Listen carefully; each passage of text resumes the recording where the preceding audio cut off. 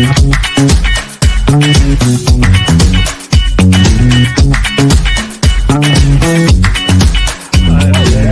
Greg, you know what? I know something I wanted. Wait a minute. You told me, have you been to any of my football games? I haven't. I want to talk about. Let's talk about this here. Okay, so tell me more. I have not been, but I see you on Facebook and stuff. So you got a women's football league? I have a women's football team, the Antelope Valley Brick House Bricks. And we are roughly 8 or 9 months old. Okay. We had our first tryouts. It was real bumpy in the beginning. We started out, we were expecting a whole lot of people to come try out. Only 8 people showed up.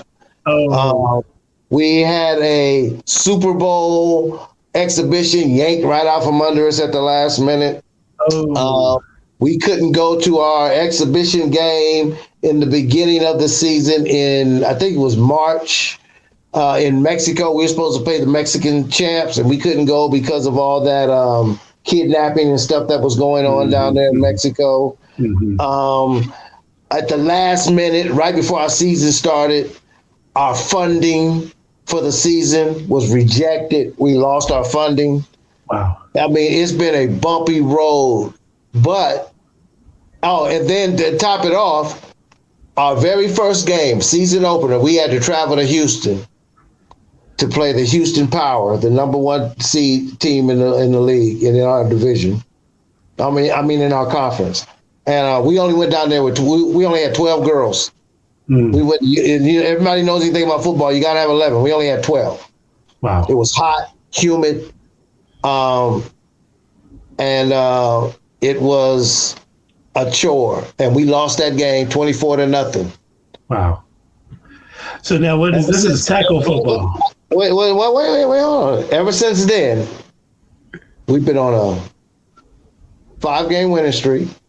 Awesome. We are in the Legacy Bowl, WTFL Legacy Bowl national title game on July 15th in Daytona Beach. What? We are in the top. We're one of the top. We are in the top 2 of all the women's football teams on the West Coast.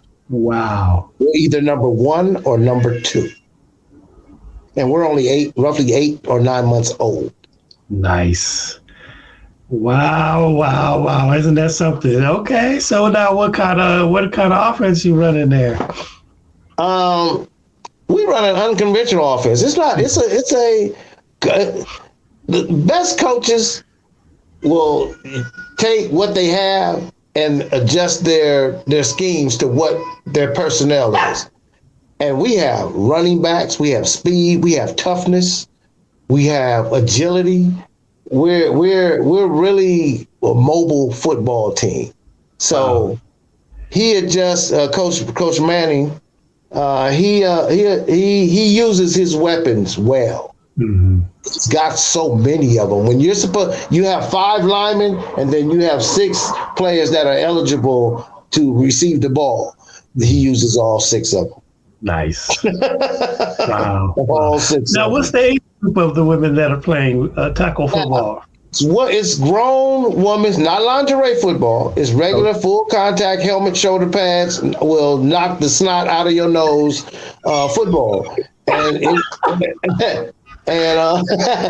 it's 18 and up. However, we do have a 16-year-old on our team. Her mother, her parents signed the waiver just so she could play. So if you're 16, 17 and and your parents will allow you to play grown women's football, by all means, you got to be committed.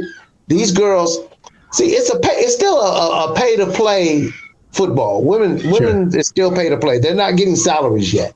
Sure. We haven't reached that level, but we are at the highest level that there is available for women's football. Wow. Which means, some of the leagues, there's one league that has a deal with ESPN.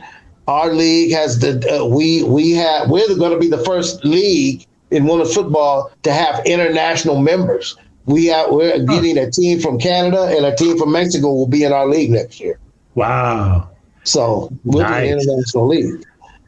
So we're doing a lot of firsts. There's a lot of firsts going on with women's football because it's not even ground floor. People are like, oh, it's new, 5 years old. No, but women's football has been around for 20 years or more. Right, they had like the Powder Puff League or something like that. No, it was always been tackle. I remember back in the late 70s, early 80s, there was a team out of Texas called the Texas Bluebonnets. Wow. And they were good. And, and LA had a team. They had this one offensive tackle. The numbers were unconventional. Her number was 747. Girl, nice. But that was back when I was young. So women's football has been around, but now it's way more organized, a lot faster, more, the girls got their stuff together on the administrative side. I mean, there's a few the crazies out there, but the WNFC, my league, the WTFL that we're in with Terry McGriff, that's a solid league. The WNFC is a solid league. Nice. And the WFA is a solid league. The WFA has the most teams. They have 60-some odd teams. Oh, wow. Mm-hmm. The WNFC has roughly 17, 18, maybe 19 teams. They're what you would call the closest thing to pro football because they handpick who joins their league. And the WTFL, our league that we're in, we're like a league full of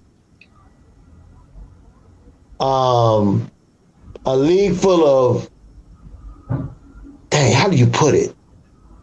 We got all the talent. I mean, teams have left our league and gone to other leagues and won the championships there. Wow. You see what I'm saying? Yeah, so our league is a league full of sleeper champions.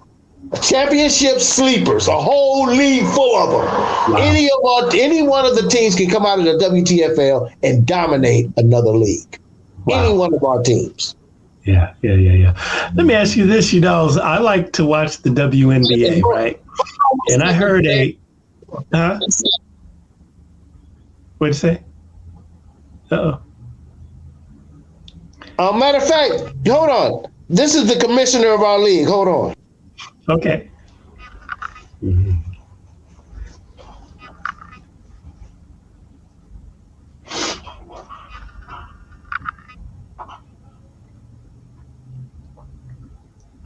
Yeah, we're talking to Dwayne Muffla Simon, renowned hip-hop producer, coach in women's football, tackle football. Wow, that's really, really good. He's going to come back with us, tell us a little bit more about his league, his team, and what it's all about. And, we got some gems there listening to the whole hip hop history. We got some really good information from Brother Dwayne.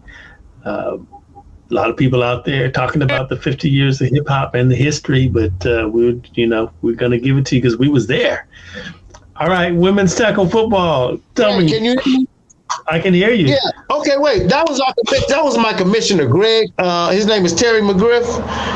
Yes. Oh.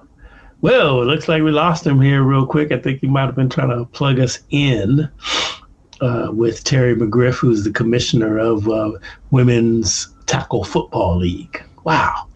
I wanted to ask a question. I was watching the WNBA and they were chatting about how when the women, go out on maternity leave and when they have their child and when they come back to the court, they are faster, stronger on, a very uncanny level.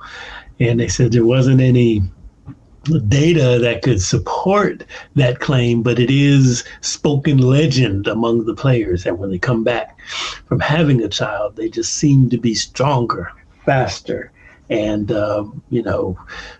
more ballicious, if you will.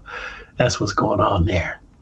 Man, 50 years of hip hop, that's what we have here. It seems like we might have lost Brother Dwayne there, and I'm going to wait a few more minutes for him to see if he can come back into the studio and we can close things out. But in the meantime, our goal here is to really just continue to share, there he is, information, inspire you. Let me see. Well, there you are. Hi, how are you? I'm doing all right. Look at that. That's a good trick right there. Technology for you, isn't it? Very, very good. Welcome to Coffee Conversations with Greg J. This is where we have culturally relevant conversations in a casual manner and from a global perspective. And in our casual manner, we glean, all of the facts and figures. Freely talk right here, Coffee Conversations with Greg J. And while we started off with Brother Dwayne, me and Dwayne go way back, and we were talking about the 50 years of hip hop, and I've been purposing to do this show since I was there as a young executive in the industry. I witnessed the birth of hip hop. Here's Brother Dwayne right here. And we wanted to just connect the dots for a lot of people. And then we started talking about the Women's Tackle Football League, and you happened to call in. Yeah. Tell us about the league. First of all, tell us a little bit about yourself, and then just tell us about the league. What's the vision there? I'm back. There he is. There he is. Well, it's amazing. Before we even get started about, how, when we're talking about hip hop, and hip hop is one of the main things that has really influenced Black culture, especially in the last century. How it's, how music, especially hip hop, is kind of crossed over in all industries. A lot of the hip hop artists have it's kind of like how a lot of the hip hop artists have, kind of morphed their careers into the mainstream and film, all types of different cinema, everything. They're doing their hands in everything. Some of them are even in sports now. Like as you said, like that's Dwayne right here. He's gotten his hand in sports, but they've been in everything. And hip hop has kind of touched everything. Since its birth, and it's kind of funny that you're talking about that. How hip, like I was saying when I first met Dwayne, I was telling Dwayne, how hip hop, when some of the stuff that and the music that he was in and people that he knew has influenced my life in business. And a lot of times, some of those things that they don't understand, that you get people, you can literally take people off of death's door. Some people, contemplating all kind of suicides, and somehow inspiring. A lot of those guys' work was to helping people, especially during that 80s period when we had a lot of our Black men going to prison because of the cocaine and all that stuff and crack era back during that. That work was really, to me, a lot of spiritual with them too, because it kept people sane. You got a lot of these artists, they don't understand that their influence. I was telling Dwayne that, and we kind of kindled a friendship that, and it just morphed into this sports thing with Women's Tackle Football League, and we become really good friends because of it. Nice. Yeah, and it's all entertainment. It's all entertainment business. And let's go into what we're talking about with the Women's Tackle Football League. We want to broaden that as an entertainment base because football in this country is the number one sport, and we want people to kind of get to see how good these women can actually play tackle football. Everybody's starting to see flag football, but tackle football with women is actually good. There's a lot of good, high quality football done with it. We want to expose it, and we wanted to bring it into as a normal business. It hasn't so far has been done that way. It's been a lot of smoke and mirrors and a lot of things making it seem that it's something that it really is. But with people like Dwayne and myself and some of the other people that we're starting to bring on board with our league, we're trying to show different corporations and businesses that this is a legitimate business option for families, especially when we play, which is during the springtime. So we want start making it kind of at least at the level of minor league baseball, getting families out there to come watch these ladies play, let them get themselves exposed, start to get their own personal brand as well as the team and the league brands out there. Mm-hmm. It's really, really interesting. I mean, you said a lot there. I'm getting ready to dive right on in. Let me back up just about 2 steps and just say, what were you all as football enthusiasts? How did y'all feel to see hip hop as a Super Bowl halftime show? What was that, last year? Not this past year, but last year. What was your feeling? Ooh, I'll answer that first before I let the expert get in there. I think it's been great. it just goes to show you, the influence, in my opinion, especially as a fan, as hip hop is made once again into our culture. And now it's not thought of as, okay, an outlier. It's actually the main style of music now. I remember, what was his name? I can't think of that guy from St. Louis who Getting Hot in Here. He came out, he did his halftime show. Bruno Mars. Who did the last halftime show? The last Super Bowl? The last Super Bowl was man, that was a good one. Okay. I mean, you had Ice. We had not Cube, but we've had Snoop. That wasn't Snoop and them. That wasn't Snoop. No, Snoop and them was the year when it was at SoFi. Yeah, that was in L.A. This was Arizona. Who did that just now? It was Rihanna. It was Rihanna. Yeah, that's right. Yes. It was. Oh, that was a great show too. Oh, why did I forget that one? That was a good one. Yeah, it was a good show. Maybe that was good because it was so like I say, once again, hip hop is becoming so normal. It's not anything abnormal to see a hip hop artist doing something like a halftime show now. It's not like, okay, you're thinking that this is gangster or thug or ghetto music. This is normal mainstream hip hop. Is up there with rock and roll and pop now. So I mean, it might actually surpass. It might actually have surpassed pop, in my opinion.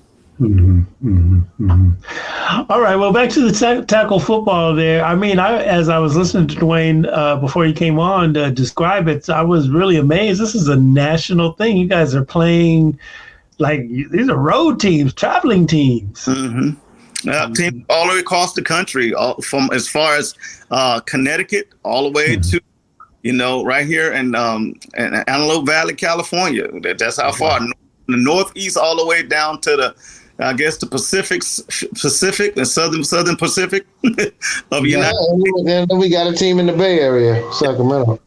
Wow. And with two teams in Texas, Virginia. So we're all over, and we're expanding. We're just looking for the right people with the right mindset. We're not looking just to bring teams in for the sake of adding teams. I was going to ask you all because I heard I like to watch the WNBA, and I heard them say there's no data to support this. What they did say, it's legend among the players. And I wanted to ask you all if you all have experienced this. So they said that when the woman goes on maternity leave and then has her child and then comes back to the court to play, when they return, they're much, much faster, much, much stronger, more than 10 times better players after they've had that child. They said that is a spoken legend among the players. They don't have the data to support it, but that's what the sisters are saying amongst themselves.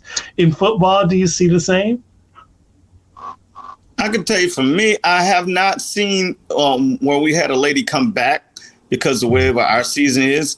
But what I can tell you, they do get stronger. And what I can tell you as far as pain tolerance, physicality and physical toughness on per person play basis, these women are tougher than guys.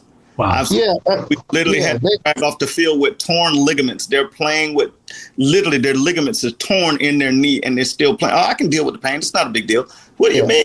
You got no ligaments. It's flopping around in there. Or broken arms. I mean, their pain tolerance is far greater than guys. Yeah, it's crazy. Let me give you a little story about one of our marquee players in the league, Jessica Davis.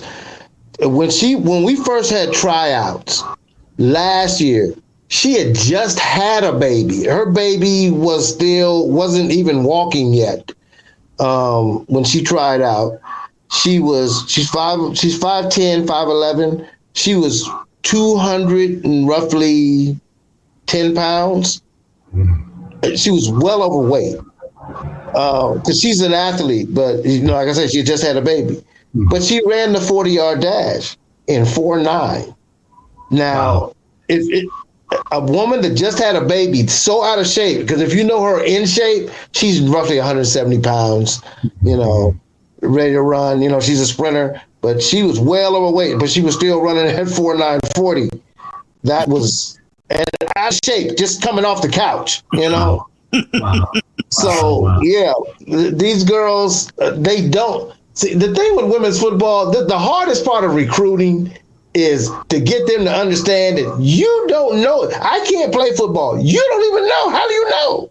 You've never played.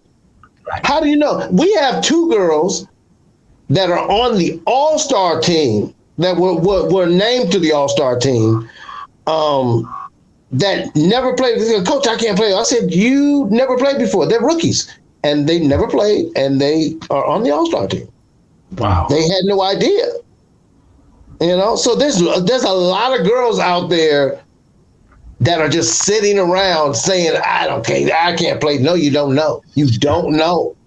Wow. You do not know if you can play or not. Football is cerebral, mostly, and the women are cerebral. Wow. It's something that they can really sink their teeth into if they really just give it a shot. They pick it up fairly quickly. They not only do they want to know what to do, they want to know why they got to do it. And once you teach that, they latch onto it, and they really pick it up pretty fast. And like I said, the one thing that makes it easier for them is their toughness. So a lot of times you have to get some guys to get over the mental pain and over getting in shape and stuff like that. You don't really have too much of that problem when the girls are playing. They know once they decide to commit to do it, you don't really have a problem with them being committed as far as getting their bodies ready, because it's kind of a natural thing to them. They really don't have a lot of complaining about, I'm too tired. If they're showing up to work.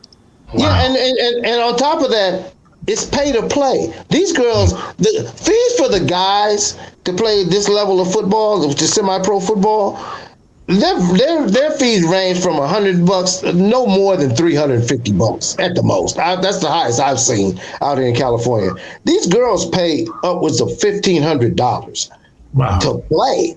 Mm-hmm. And it's and so why the disparity there? Is it because? Not to mention paying for babysitting. Yeah. And some girls will travel 2 or 3 hours to get to practice. Mm-hmm. It's and what you're about to say, Greg, you're about to say, is it why the disparity in price? Because the girls have to travel so much. Hotels, airfare, all that stuff. There's a lot of men's teams in California where you can get a full schedule, of 10-game schedule, and not even have to leave the state. Wow. But women, you got to leave the state. So this is considered semi-pro ball? Well, yes. We branded it as amateur. We don't want to do semi-pro at all. We don't want, because there's a big negative connotation to semi-pro, and these girls deserve a clean slate. So we say we're all amateur, because they are. I mean, we have girls, like he said, we found on the street that's never played football before, maybe never even played sports before, but they look athletic, or we just say, hey, you need to give it a try. We think it'll help you get in shape. You'll get some camaraderie, get to hang with some girls who are like-minded, and self-esteem. Yeah, and one of the things is built self-esteem. One of the things I also said, if you could teach these women to come out here and play football, the one thing that they will never be a victim of domestic violence again, because the violence of the will teach you that you don't have to worry about, getting hit, because they really deliver blows. And a lot of times when you talk about domestic violence issues, it's the threat of violence that really get these ladies under control by the abusers. You play football, you ain't worried about that no more, because you done got knocked 5 yards in the F once before, and you got up and, this ain't so bad. And then next, you deliver a blow to somebody, and that really builds your confidence when you can learn that you can lay somebody out and it doesn't kill them, and they're gonna get back up, and then you can learn to take a hit.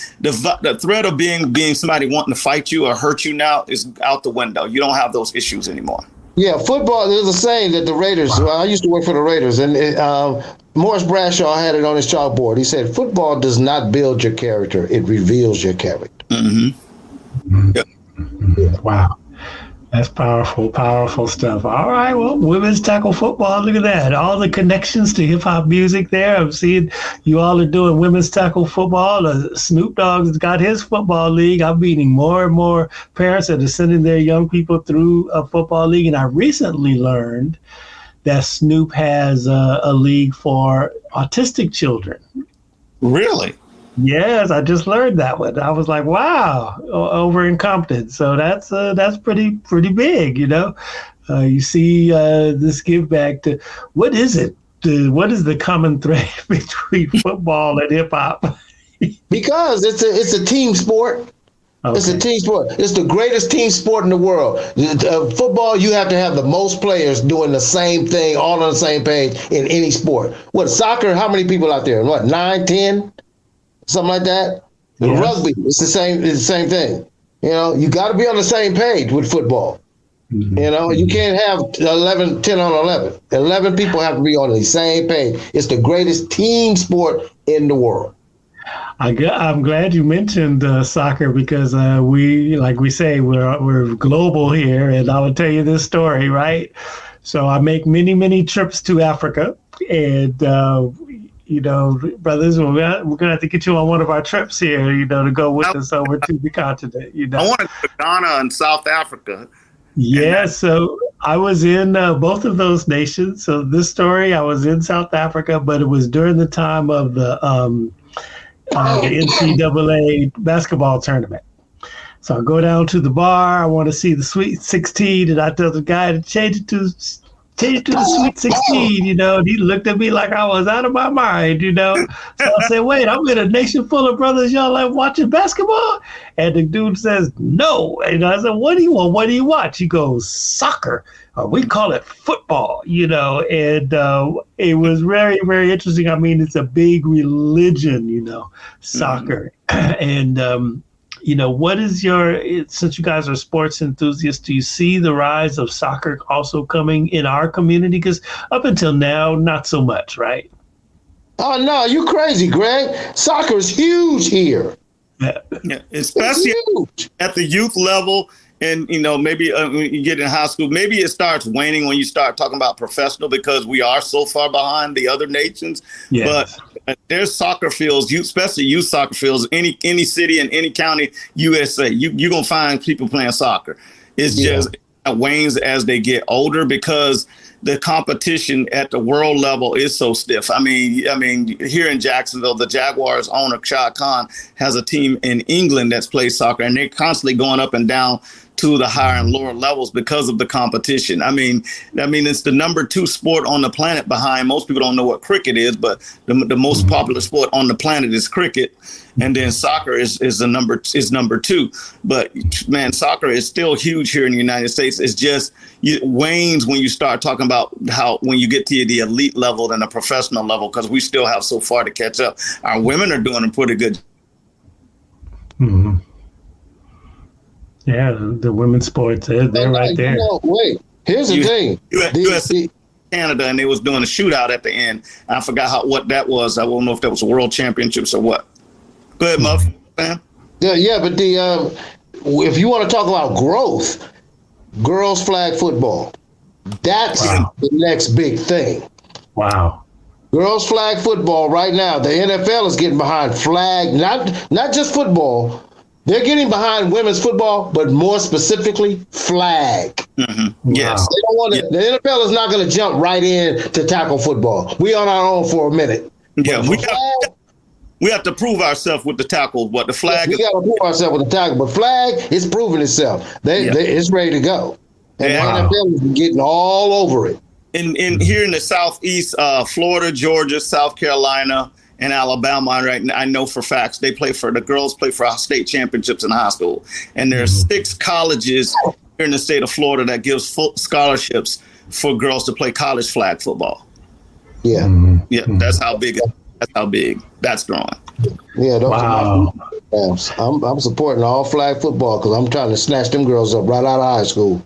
And speaking of flag, we I don't know if we was talking about our championship that we're having at Muff's actually playing for our championship. His team is representing the Western Conference. We also, before that game, we have an international flag team. So we're playing Mexico. The Blaze organization that's coming up from Mexico is playing our All-Stars in flag for the championship game. And then we're going to play Mexico again, Blaze Mexico again in our tackle All-Star game on Sunday, the next day. Wow. Well, Muff, look, congratulations on the championship game. That's awesome. Mr. McGriff, honored to meet you here. way over time, but this has been a fruitful conversation. I'm just like, man, you learn something new every day, and we're able to bridge the gap and find the connective tissue even between our original subject of hip hop and then this whole new paradigm, man, of women playing football, flag football, tackle football, just one of the glass ceilings, I guess, I guess you could call it that, new pioneer. Let me ask you guys as progenitors of women's sports, let's just kind of touch on before we get out of here. What about in professional sports, the pay disparities that we hear so much every weekend when we watch sports? They talk about, the women aren't making as much as the men and thus and so. And do you all see that changing eventually? And what does women's tackle football need to do? With the NIL deals and the NFTs and all that this stuff, there's no excuse anymore. You don't need them to get paid. You can pay yourself. The problem I would see with that is us, like I said, what we're trying to do, what we're doing with our league is building the brand enough so that people will want to come out and watch the sports. The endorsers, like your corporations, they will pay us according to how many eyeballs we start bringing to the table, to the television sets and on viewers, and how many people we start putting in the stands. And that's what Muff and all the other teams in our league are working and starting to really concentrate on, is building the ties with the local community. That's what I'm honored to have you on your show, so you can help us get the word out about what we're doing to show that these girls can actually play this game, come out and watch them and be entertained, especially anytime between April and July. Come watch these ladies play. There's no NFL being played. There's no college being played.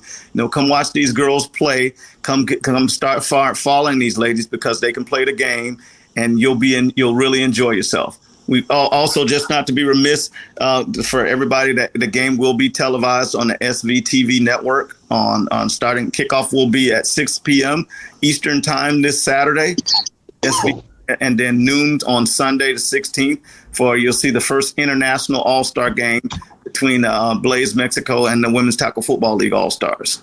Nice. How much?